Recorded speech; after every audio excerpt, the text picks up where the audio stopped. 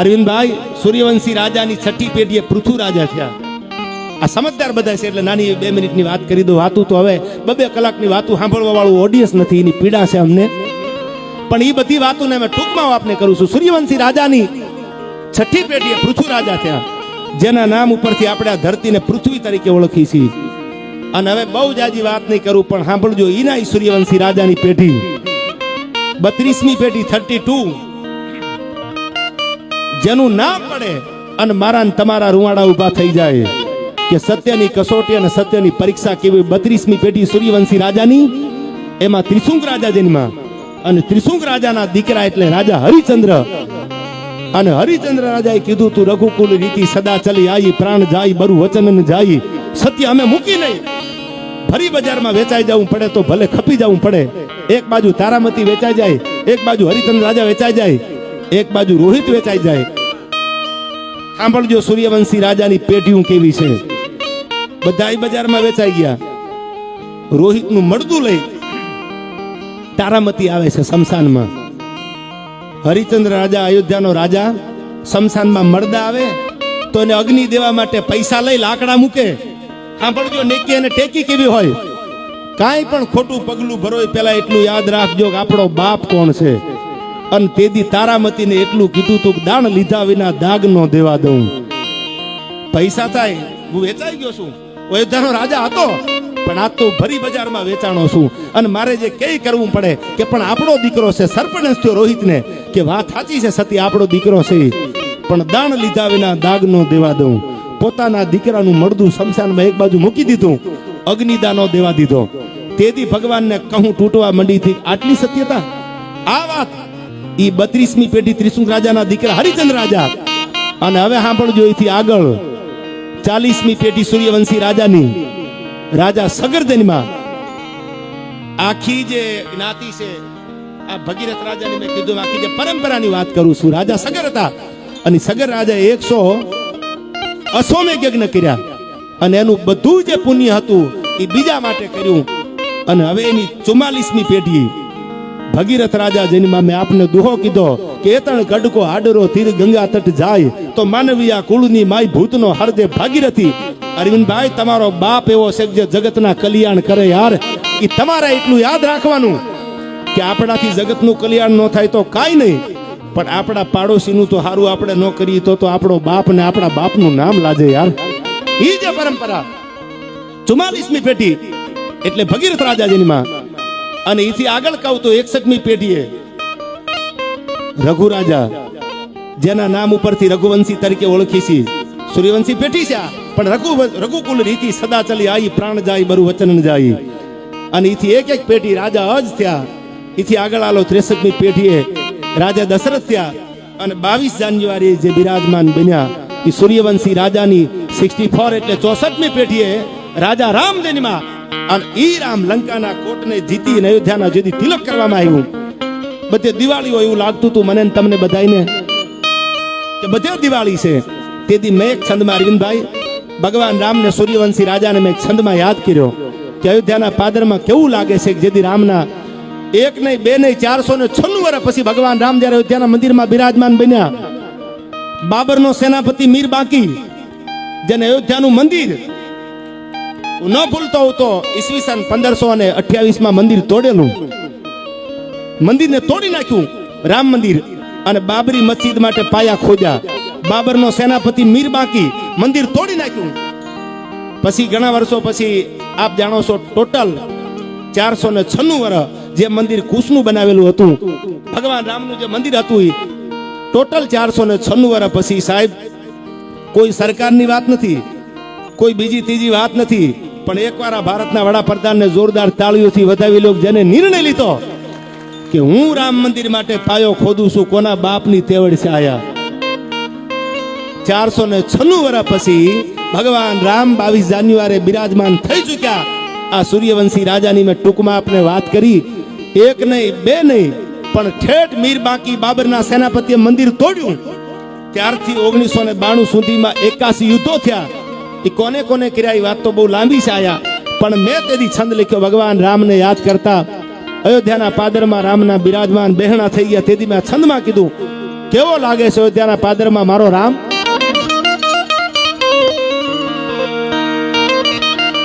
કેવા જ્ઞાન ગારા નોબ તું યજ અવધ કે રે આંગણે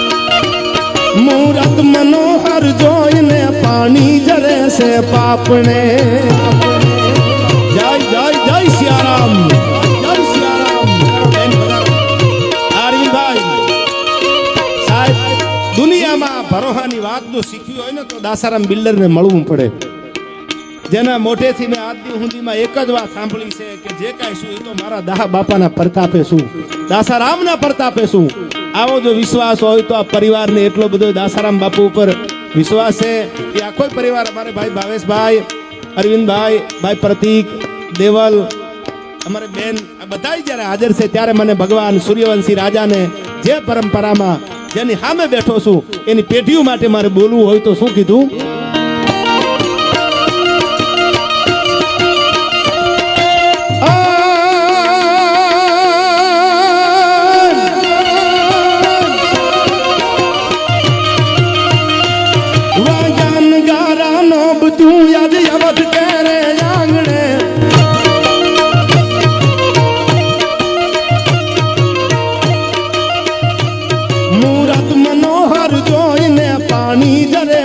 પાપણે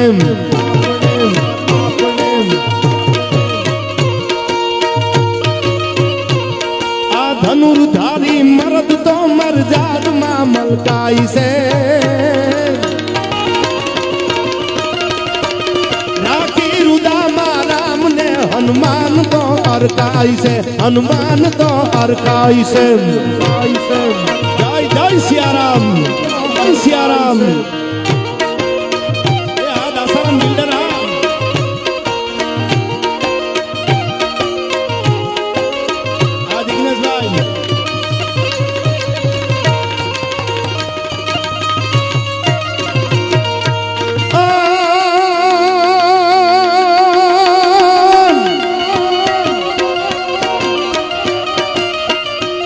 વર્ષો વિદ્યા મલકમાં જો દિવાળી દેખાય છે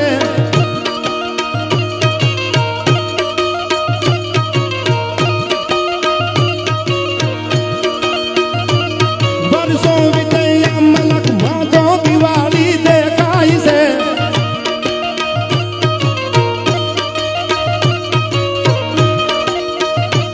શ્રી રામ કેરા નામના જયકાર રૂડા થાય છે જય જય સિયારામ અરવિંદભાઈ બહેતી ઊંચાયા બગીચા ફોરમ બધે ફેલાય છે રાતી રુદામાં રામને હનુમાન તો હરખાય છે હનુમાન તો હરખાય છે હરખાય છે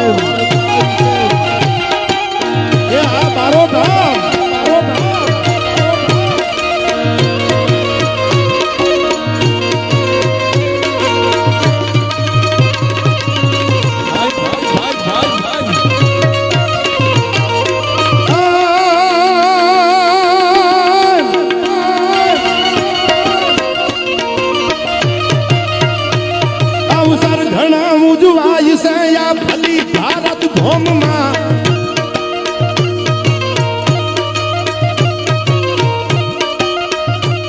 અવસર ઘણા ઉજવાય છે આ ભલી ભારત ભૂમિમાં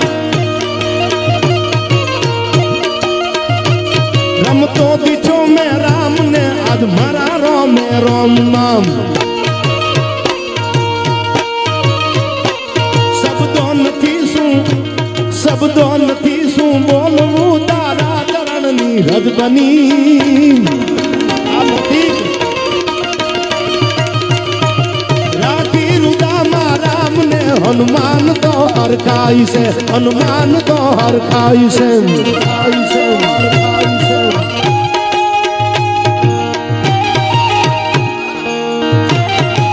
ભાઈ ભાઈ ભાઈ આ પ્રતીક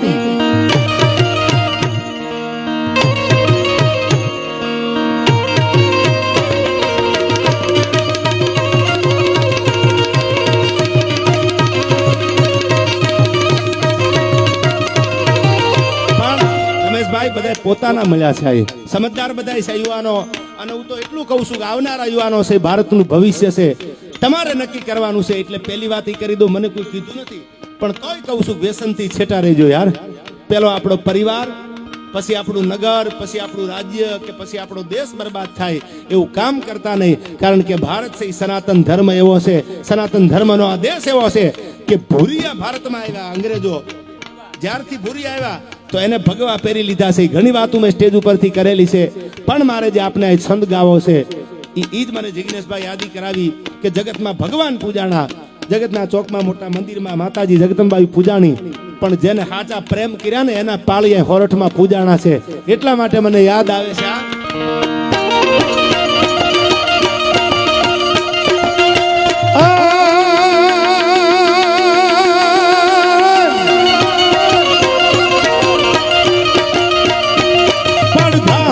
સંભળાય છે પાદર તમારે પોરવા.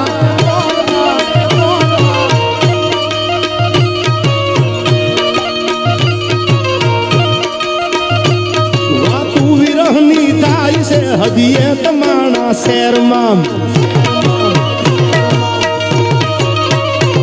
પડઘા હજી સંભળાય છે પાદર તમારે પોરવા. વાતું વિરહની થાય છે હજીએ તમારા શહેરમાં. આવું કહીને એ ગયા વાતું હજી જોવાય છે. ધન ધન ભૂમિ હોરઠ તણી જ્યાં પ્રેમીઓ પૂજાય છે, આયા પ્રેમીઓ પૂજાય છે, જાય છે, જાય છે.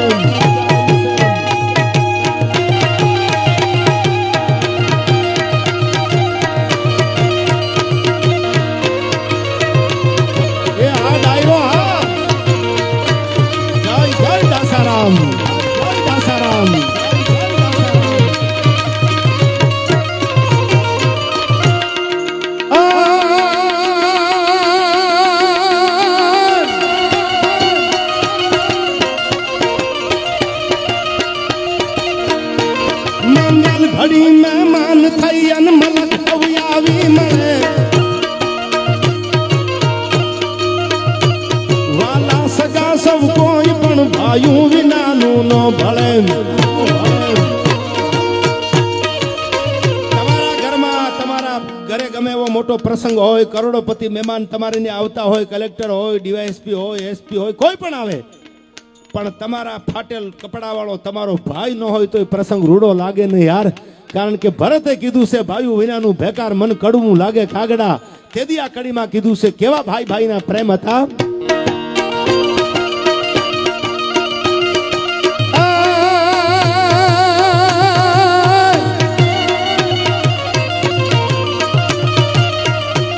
મંગલ ઘડી મહેમાન થઈ અન મલક હવયાવી મળે. વાલા સગા સૌ કોઈ પણ ભાયું વિનાનું ન ભળે.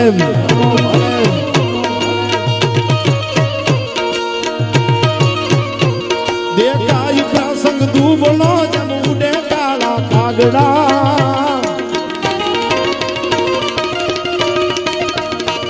રાજા હગા હોય જગતમાં પણ આપડાઈ આપડા, પણ આપડાઈ આપડા. રમેશભાઈ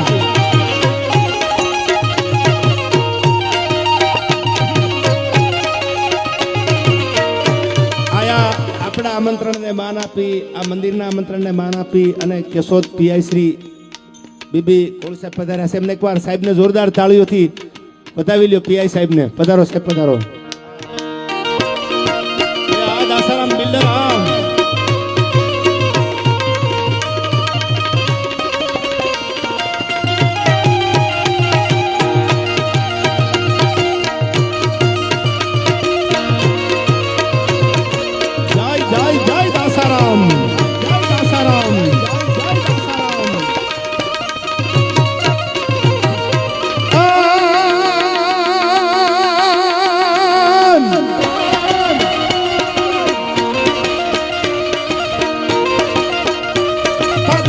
તારા પ્રેમની વાતું હજી સલકાય છે.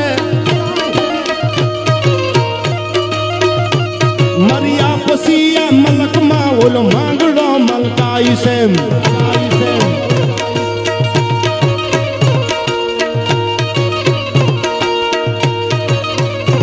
પદ્માયુ તારા પ્રેમની વાતું હજી